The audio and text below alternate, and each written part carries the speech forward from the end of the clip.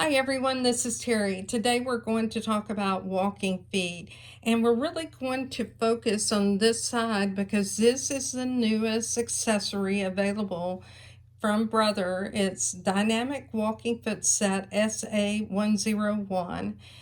I saw this during Brother's virtual convention this year, thanks to my sponsor, George Moore, with Moore Sewing Center in Southern California. I was able to attend that convention and see some of the new products. So I immediately told George that I wanted one and I wanted to share it with you. You'll see that the soles of this foot just snap on and off, and I'll try to keep my hands out of the way while I do that. And you see how easy it is to remove this. On the back, you'll notice there's a hole, and I was very pleased to find out that my quilting bars that I have for my dual feed foot actually fit this particular foot as well. So this is great when you're wanting to do channel quilting. Now, if you look at the big sister over here, the big sister also has some accessories. I mentioned one of them, and that's the dual feed quilting guide. This is SA206. This includes your right guide, left guide, and then also a base that fits on top of your foot so that you can slip those guide bars on. You will also find additional feet that may not have been in your accessory box, and that includes the center guide. You also have a 1/4 inch with guide, and then there is the open toe foot, the closed toe foot, and depending on whether you have an upgrade or a machine that had the couching foot, there's also a couching foot with guide. So I'll take you to the machine and let's see what we can do with the Dynamic Walking Foot SA101. To get started, I'll position my needle where I want to begin. I'll go ahead and needle down, needle up, pull up my bobbin thread, and you can see it. And I like to either take a straight pin or another needle, and I pull that bobbin thread up, and we'll just go ahead and begin sewing. I have my machine set up for a 3.0 stitch length, which is what I like to use for straight line quilting. So we'll begin.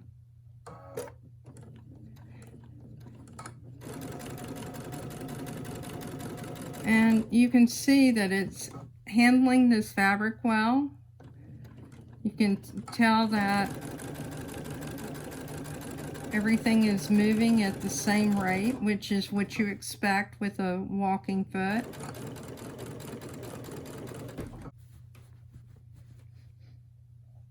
And what you want to do is you want to make sure your fabric is straight.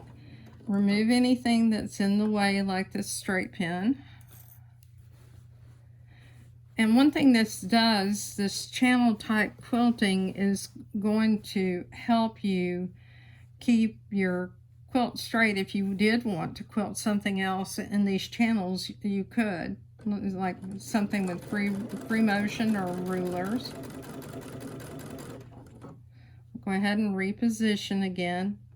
And I do have my embroidery arm on my machine right now, so it makes it nice that I have this much space to work in.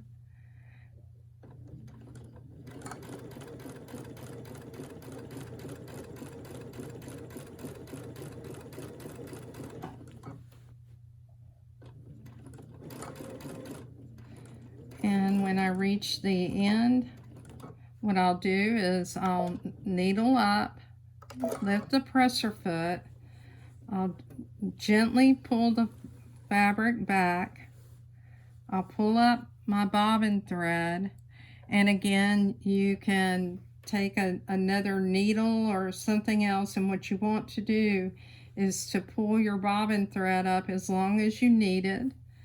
Then you'll cut your bobbin thread. You'll notice that it's a loop because it's still attached.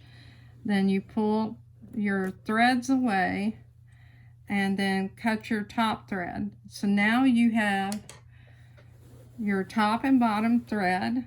And then what I like to do is I like to take a straight pin or something else. I place it between those two threads. I tie a knot.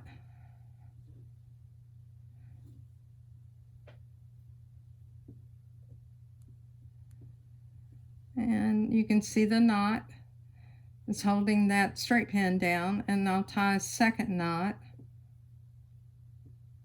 is into the layers of my quilt. Now let's look at the back of this, because I always say that what you want to look at with quilting is how nice the stitch is on the front and back. Look at this. One of the things you like to look at with your quilting is whether on the back you have nice straight quilting, you have even tension, which I do because I'm using a darker color on the top and a lighter color on the bottom that actually matches the back of my quilt.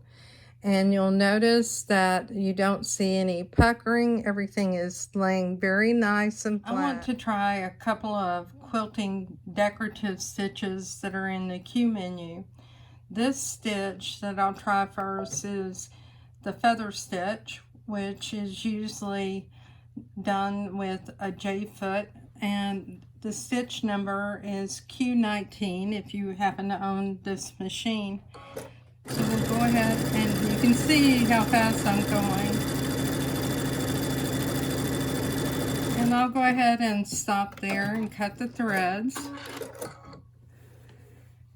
You can see the appearance of the stitch on the front. And this is the back side. Let me go ahead and move that. And the interesting thing about this is, as fast as I was sewing, which I normally wouldn't, is that the top thread is darker, but the stitch itself is fairly balanced. And you can see the appearance of it here, because I have different color thread on the top and the bottom. Let's try another stitch at a different speed. So we'll try stitch number Q26.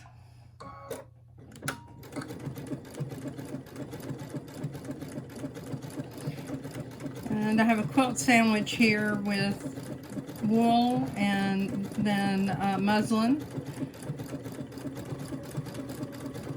which is a quilter's weight of muslin. It's a nicer type of muslin.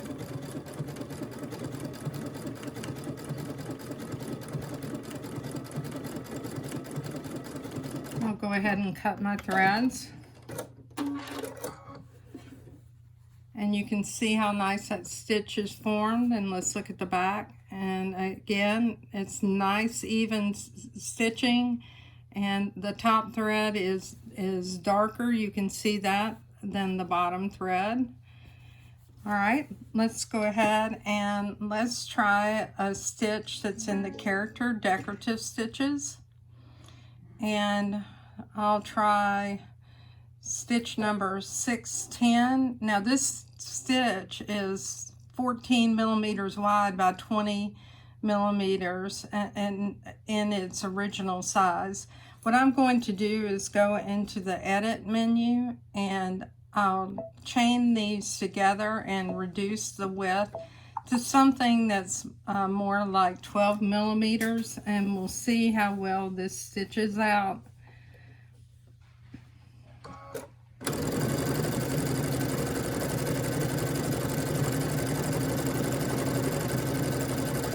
You can see I'm not really holding this fabric. I'm letting the machine do its work. And I'm out of bobbin thread, so let's just go ahead and cut the threads and look at that stitch. And you can see how well that stitch is formed. And you can also see the back of it is formed extremely well as the front. So my general impression of this walking foot is that it's a nice purchase. I know that I'll use it. I'll use it on some finer fabrics. I'll definitely use it for channel quilting like you see. I'll use it for decorative stitches, specifically those that you cannot use it with a dual feed or move it foot. And overall, I'm very impressed. Thank you, brother.